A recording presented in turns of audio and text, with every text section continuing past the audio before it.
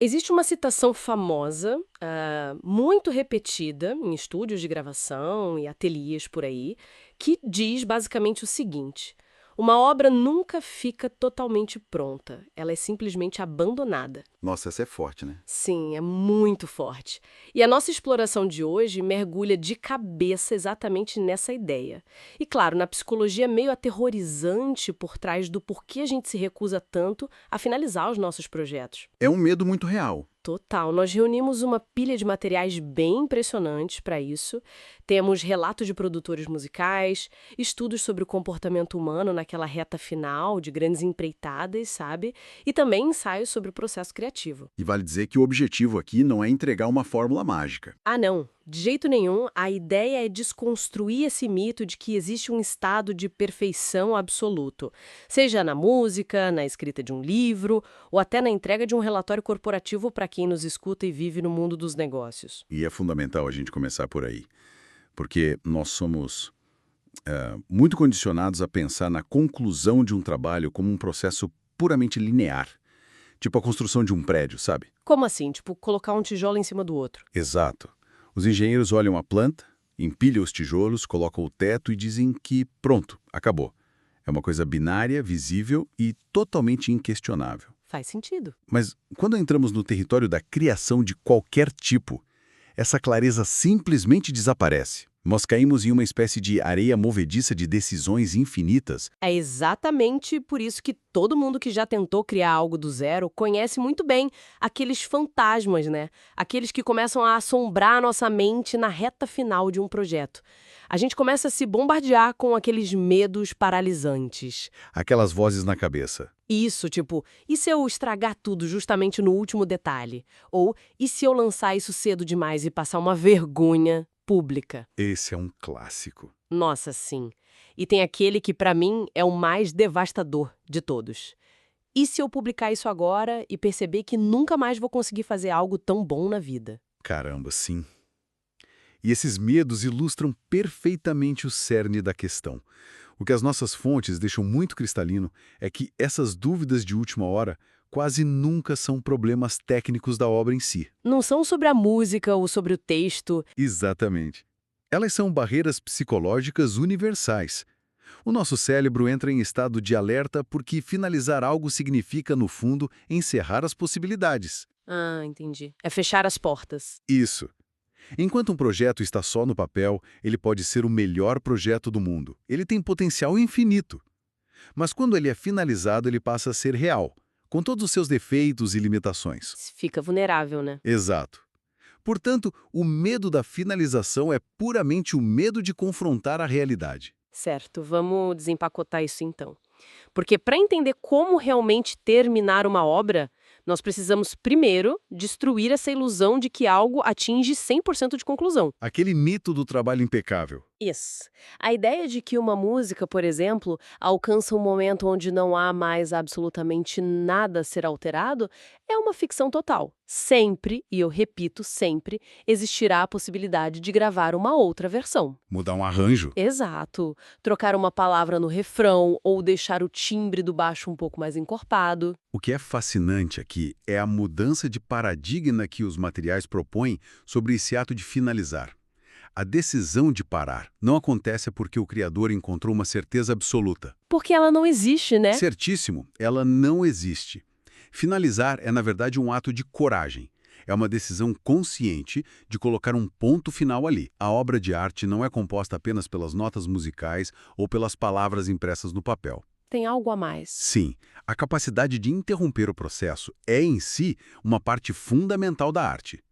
Sem essa decisão, a obra simplesmente nunca passa a existir no mundo real. Olha, pensando nisso, me vem uma imagem que é exatamente como fazer as malas para uma longa viagem. Boa analogia. Nós abrimos a mala na cama, empilhamos as camisas, as calças, os sapatos, mas por uma lei universal da física, sempre parece que cabe mais um par de meias. Sempre cabe. Ou aquela blusa a mais. Exato. Aquela jaqueta extra que alguém resolve levar só por precaução. Sabe, caso o clima mude de repente. E nós podemos passar a madrugada inteira socando itens ali nos cantos, enrolando roupas em formatos muito bizarros para ganhar meio centímetro de espaço. Fica otimizando a mala para sempre. Sim, mas em algum momento é preciso sentar em cima dessa mala, forçar o zíper e fechar, mesmo sabendo que talvez coubesse mais alguma coisinha. Se a pessoa continuar arrumando essa mala infinitamente em busca desse aproveitamento perfeito de espaço, o voo parte e a viagem simplesmente nunca acontece. A mala perde a sua única função. Exatamente. Essa imagem ilustra perfeitamente o nosso dilema aqui. A utilidade da mala está na viagem, não na sua capacidade máxima de guardar coisas. E o que impede tantos criadores de fechar o zíper dessa mala criativa é uma confusão total entre dois estados neurológicos e mentais completamente opostos. Que estados são esses? O estado de criação e o estado de edição.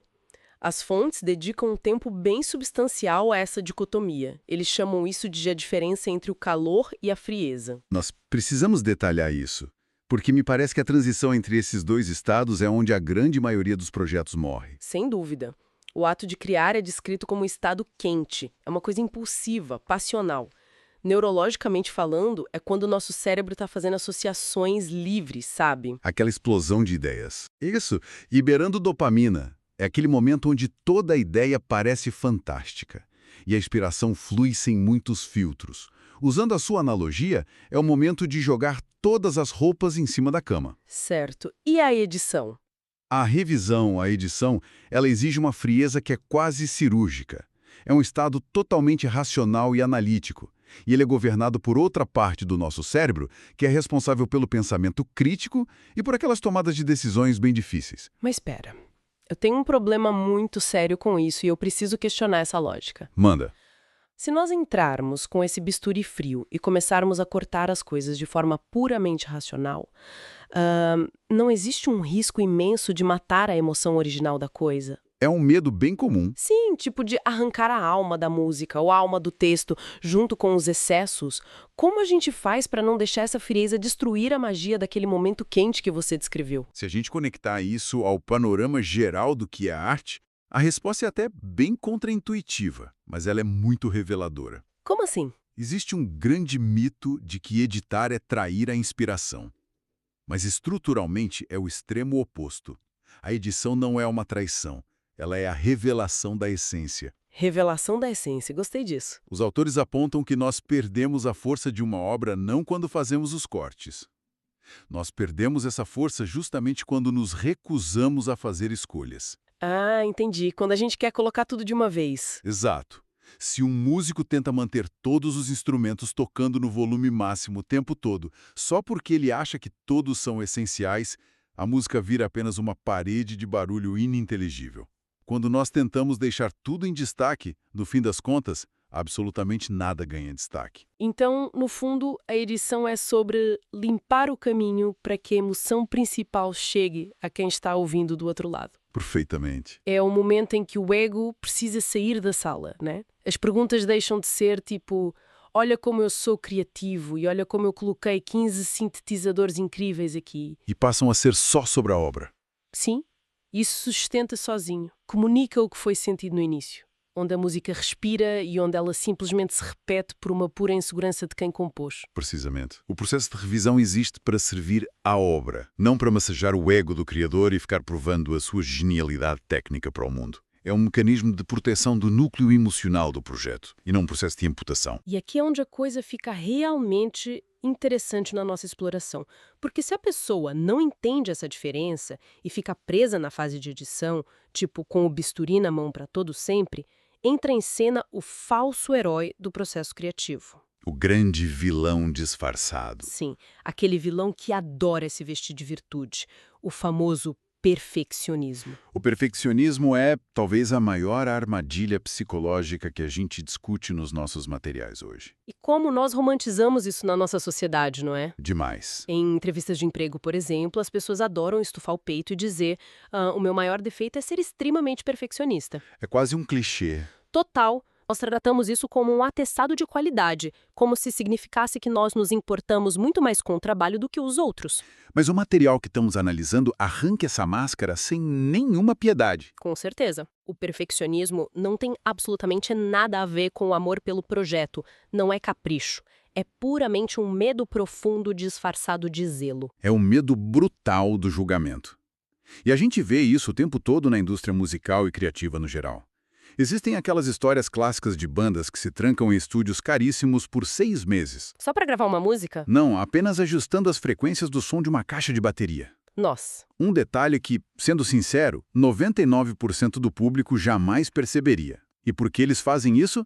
Não é porque a caixa de bateria precisa realmente de 6 meses de trabalho árduo.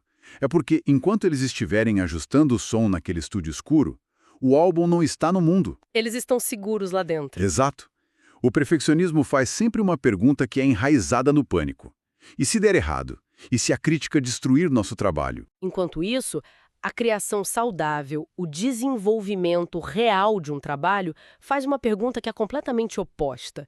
Isso está vivo? É uma ótima pergunta. Pense na diferença visual entre uma planta de plástico impecável e uma planta real. Certo. A planta de plástico atende a todos os critérios teóricos da perfeição. Ela é simétrica, ela tem aquele verde mais brilhante possível, nunca cai uma folha, ela nunca murcha. Mas o problema é que ela está morta. Ela não respira, não cresce, não atrai uma abelha sequer. E a planta real carrega as marcas da realidade, né? Exato. A planta real provavelmente tem algumas pontas meio queimadas pelo sol, talvez ela esteja crescendo um pouco torta porque está buscando a luz da janela e sempre tem um pouco de terra caída ao redor do vaso ali. Dá trabalho. Sim, ela é cheia de imperfeições, mas são justamente essas pontas queimadas e essa assimetria que provam que a coisa está viva. Uma obra viva, pulsante, mesmo com as suas imperfeições, sempre valerá infinitamente mais do que um projeto perfeitamente plastificado que nunca interage com o mundo de verdade. Essa metáfora traduz perfeitamente a nossa barreira psicológica. O perfeccionismo é, no fim das contas, a busca desesperada por criar essa planta de plástico. Nós usamos esses ajustes infinitos como um escudo emocional formidável. É uma proteção. Sim, o raciocínio subconsciente é até muito claro e lógico. Se a música nunca for finalizada, ela também nunca poderá ser rejeitada. Ela não vai ser ignorada nem ridicularizada. É uma forma altamente elaborada e socialmente aceita de procrastinação. E tudo motivado pela dor da vulnerabilidade, de estarmos expostos ao julgamento. Exatamente isso. Certo, mas se o perfeccionismo é esse medo disfarçado de ajustes infinitos, como nós afetivamente quebramos esse ciclo vicioso? É a pergunta de $1 milhão. Porque, olha, quando nós estamos com a cabeça enterrada em um projeto há meses, nós perdemos completamente a noção do que é bom e do que é ruim. A gente fica cego. Mas a nossa fonte não nos deixa no escuro em relação a isso. Ela apresenta uma ferramenta prática que é até perturbadoramente simples, mas incrivelmente negligenciada por todo mundo. A famosa ferramenta da distância. A boa e velha distância. Sim, o método mais honesto de revisar qualquer coisa, e isso serve para qualquer área, exige que o criador se afaste violentamente da sua obra. Como assim violentamente? Significa fechar o projeto mesmo. Não ouvir o áudio do que você gravou, não ler o documento que você escreveu. Por dias, ou talvez até semanas se for possível.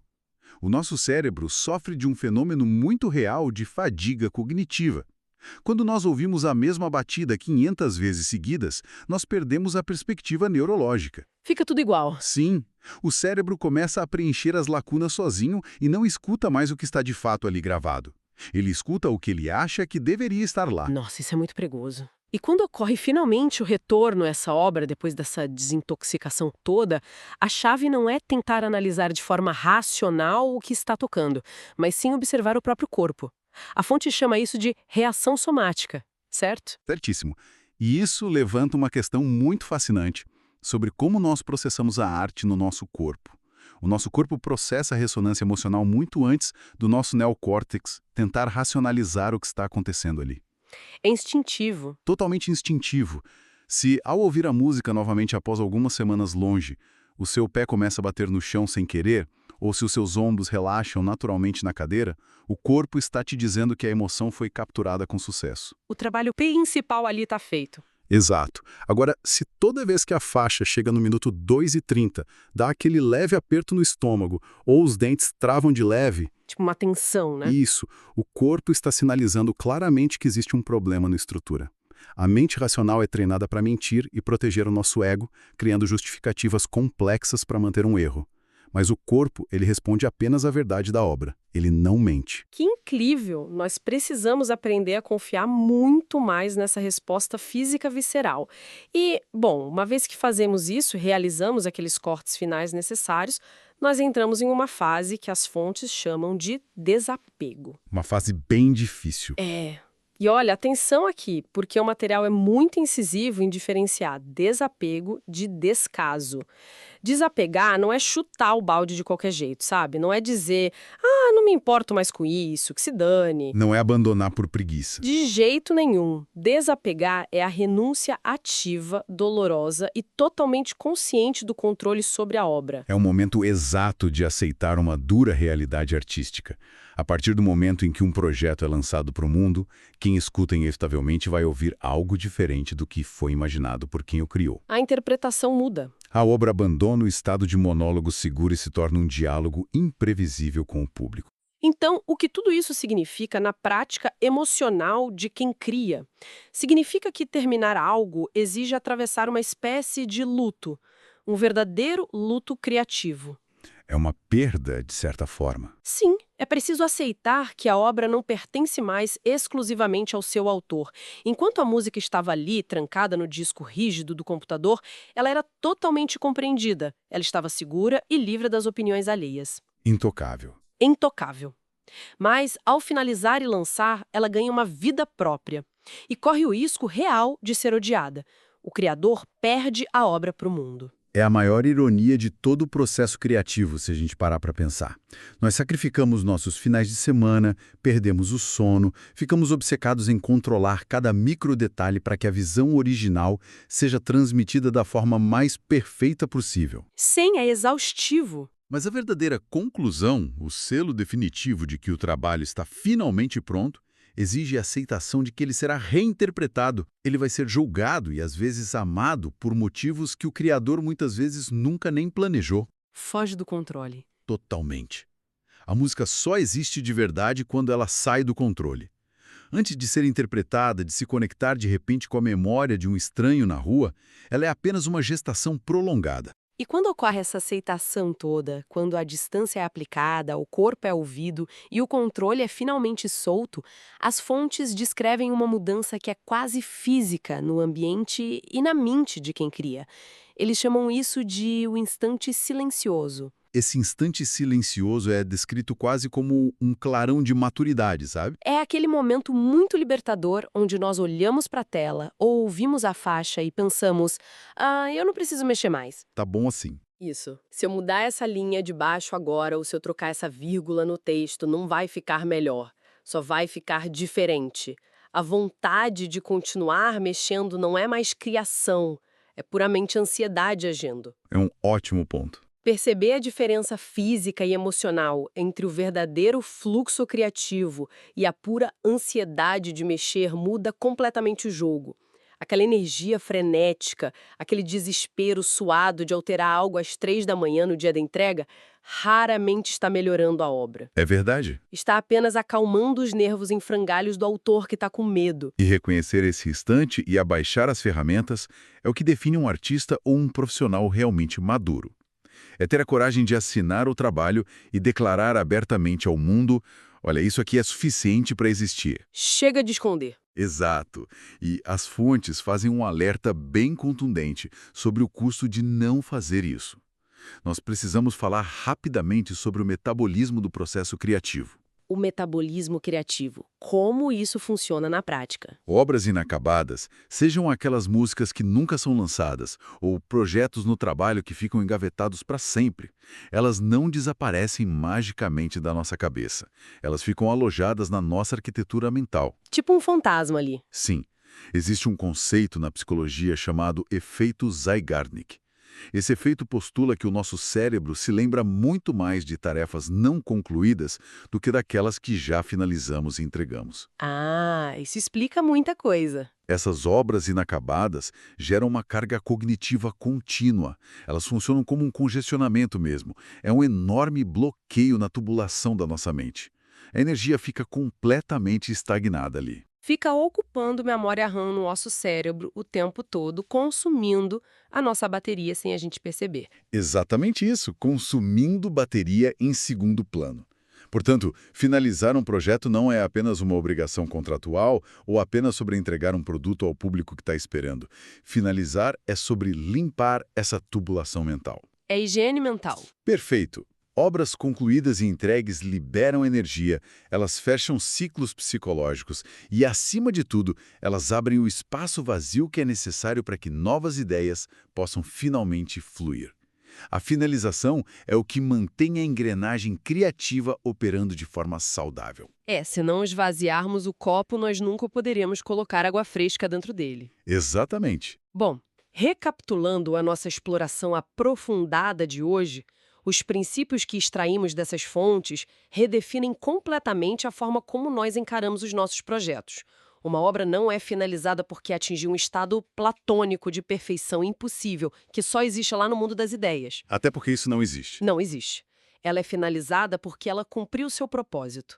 Ela comunicou o que precisava ser dito, ela manteve a honestidade da emoção original e o ciclo completo de criação e edição foi respeitado com muita coragem. E a mensagem mais poderosa que ecoa através de todos esses estudos e análises é inevitável. Segurar a obra, escondê-la naquelas pastas infinitas de versão final 2, versão final agora vai, é agir puramente sob a força do medo. É se esconder, né? Sim. E soltá-la para o mundo é agir com confiança e muita vulnerabilidade. A música, ou o seu projeto, está verdadeiramente pronta no momento exato em que nós paramos de tentar protegê-la do mundo lá fora. E olha, isso amplia a relevância desse tema para muito além das portas de estúdios de gravação. Esses mesmos princípios regem aquele relatório crucial que precisa ser entregue para a diretoria da empresa, governam um processo de escrever um livro que, sei lá, está emperrado no 3º capítulo há mais de 2 anos. Serve para a vida. Exato, ditam até o desenvolvimento do plano de negócios daquela startup que nunca sai do papel. Saber discernir na prática a fina e bem nebulosa linha que separa o refinamento cuidadoso da procrastinação guiada pelo terror de ser julgado é o que separa quem sonha em fazer algo de quem efetivamente realiza as coisas. É o diferencial. É a diferença monumental entre ficar planejando a viagem no mapa para sempre e ter a coragem de fechar o zíper daquela mala que a gente falou, chamar o táxi e simplesmente embarcar no avião. É o grande salto, né? É. O salto entre a segurança isolada do ateliê e a imprevisibilidade rica do contato humano. E, amarrando toda essa nossa discussão sobre desapego e o momento exato em que a obra passa a pertencer a quem a consome, me ocorre aqui uma reflexão final. Uma ideia que talvez mude a forma como a gente olha para as nossas próprias criações, a partir de agora. Estou curiosa. Qual é? Se o ato de concluir significa inevitavelmente perder o controle, e se é o público quem cria os novos significados, sabe, injetando as suas próprias memórias e vivências naquela música ou naquele texto. Certo. Afinal de contas, quem é o verdadeiro autor da obra concluída? É apenas aquela pessoa que a escreveu ali, isolada em um quarto escuro? Ou a verdadeira obra de arte é a soma gigantesca do Criador com todos aqueles que a escutam e sentem algo que jamais foi planejado no início? Uau! E é com a imagem dessa planta real, com as suas pontinhas ligeiramente queimadas, mas profundamente viva no mundo, que nós deixamos essa pergunta ecoando para quem nos escuta refletir até a nossa próxima exploração.